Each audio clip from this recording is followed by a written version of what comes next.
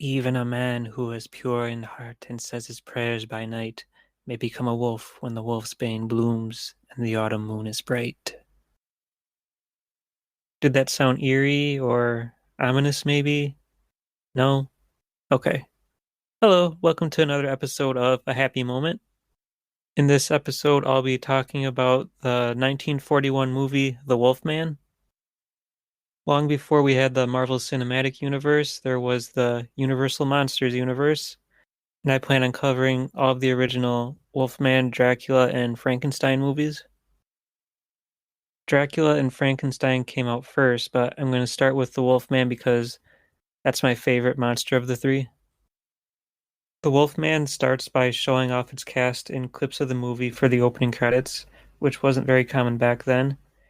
In addition to Lon Chaney Jr., who plays the main character, Lawrence Talbot, or Larry for short, there's a couple other actors who immediately stand out here. Claude Rains plays Larry's dad, Sir John Talbot. He played the lead role in The Invisible Man. And then there's Count Dracula, Bela Lugosi, who plays a gypsy by the same name in this movie.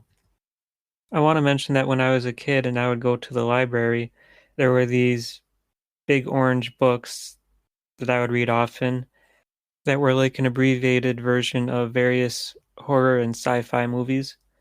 It wasn't just the Universal monsters, there was also Godzilla, King Kong, and the giant bug movies like The Deadly Mantis and Tarantula. I had a lot of fun reading those as a kid, and that's kind of what I'm going to be doing in these episodes, just reading a shortened version of what takes place in the movies. The first scene is a hand reaching for an encyclopedia and looking up lycanthropy. The description mentions an incident that occurred at Talbot Castle, which is where we cut to. Larry is on his way home to visit his father after being away for 18 years. He returned after his brother died in a hunting accident. A lot of Larry's troubles in this movie can be blamed on one thing: astronomy. His father takes him up to his observatory in the castle to show off his giant telescope. While using the telescope, Larry spies an attractive woman at the village antique shop and decides he just has to go meet her. He does just that and immediately begins hitting on her in a somewhat creepy fashion. While making small talk, Larry decides to buy a cane. He randomly grabs one that is topped with the head of a wolf and a pentagram. Larry notes that it's made of silver, but otherwise doesn't know anything about it. The woman fills him in on the werewolf legend, including the fact that a werewolf can see a pentagram on the palm of his next victim's hand. She also recites the poem I read at the beginning of this episode. Larry buys the cane, but dismisses the legend. He then tries to secure a date with her, but is denied. As he's leaving the shop, we see a caravan of gypsies coming to town. Before heading out for the night, Larry talks to his father, Sir John, who is also familiar with the werewolf legend, and believes it has to do with the duality of man. We also learn the woman at the antique shop is Gwen. Despite being rejected earlier, Larry still shows up and tries to go out with Gwen, only to find that her friend Jenny is also there. He tags along as they head to the gypsy camp to have their fortunes told. Along the way, they see some wolfbane blooming in the fields, and Jenny also recites the werewolf poem. Once at the camp, Jenny goes with Bela the gypsy to have her fortune told. Larry and Gwen decide to go for a walk in the woods, where we find out that Gwen is engaged. Larry doesn't care and still hits on her. Meanwhile, Bela sees the pentagram in Jenny's hand, our clue that Bela is a werewolf.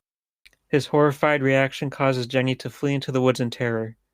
As Larry and Gwen chat, they hear a scream. Larry runs to the noise and sees Jenny being attacked by a wolf.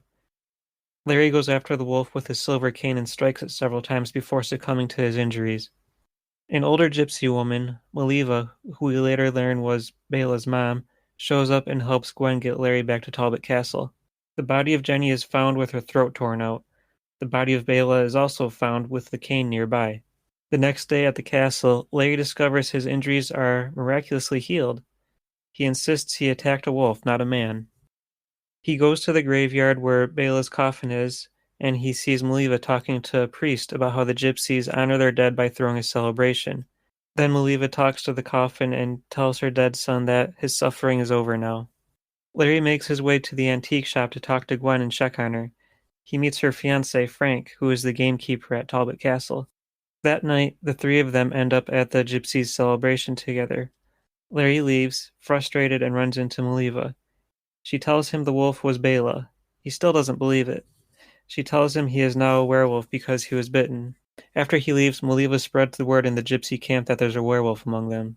Larry ends up alone with Gwen and then tries to kiss her. They're interrupted by the panicking gypsies who are now in a hurry to leave. This part is a little strange because we get the sense that Bela was a werewolf for a long time and he was a gypsy himself, and they seemed fine with it. Although I suppose it's possible the other gypsies didn't know that he was a werewolf. A frustrated Larry returns to his room at the castle, and we see our first werewolf transformation. The effects were done by makeup artist Jack Pierce, who used yak hair to help make the costume.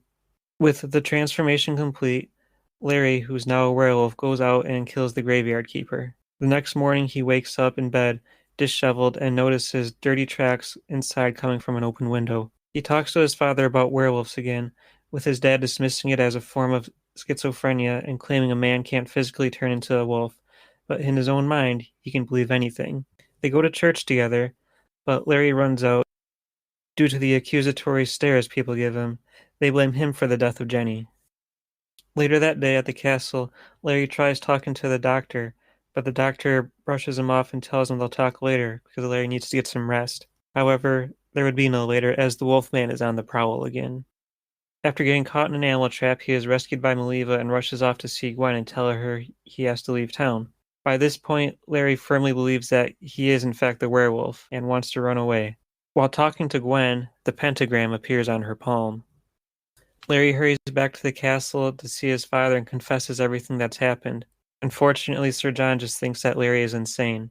He tries to help by tying Larry to a chair and locking him in a room. He leaves to join the hunting party that is searching for the wolf, which is what people believe is responsible for the murders of the graveyard digger and Jenny, but not before Larry convinces him to take the silver cane. That may be enough to contain a normal man, but unfortunately, Larry is not a normal man. Once out in the woods, by the way, I really like the woods in this movie. It always has a low fog rolling through it. It makes for an eerie setting. Once out in the woods, Sir John has a change of heart and decides he should be with his son to support him. On the way back to the castle, he encounters Maliva and accuses her of filling Larry's head with nonsense.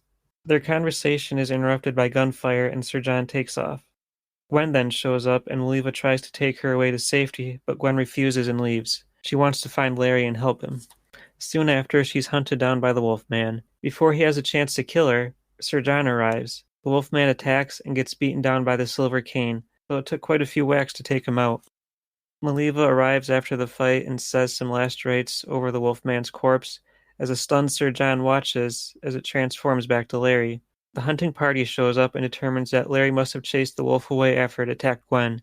Sir John can only stare, rendered speechless from what he's witnessed and the horror of the realization of what he's done. And that is the end. A lot of people wonder why Bela's werewolf transformation turned him completely into a wolf, while Larry turned into the Wolfman, somewhat of a hybrid between a man and a wolf.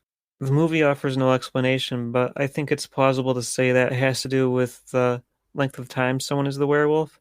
I think Bela was a werewolf for a long period, so maybe over time Larry also would have transitioned fully into a wolf. I really like Lon Chaney Jr. in the role of the Wolfman. He was a great choice and does a good job portraying a tragic, tormented character. It's certainly much better than the time that he played Dracula, which I'll be sure to cover in a future episode. This movie is paced really well, and I'm always surprised at how fast it flies by. This was not the first werewolf movie ever made, but it might be the most influential. The screenplay was written by Kurt Siodmak, who created the legend of werewolves only able to be killed by silver, which has been used in many movies since then. This was the first of 5 times that Lon Chaney Jr. would portray the Wolfman. And like I mentioned at the beginning of the episode, I plan on covering all of the original Wolfman, Dracula, and Frankenstein movies. Thank you for joining me today, and I hope you'll join me for those other classic monster episodes as well. If you'd like to interact with me, you can reach out to me on Twitter at A Happy Moment Pod. Thank you very much, and I'll see you next time. Bye.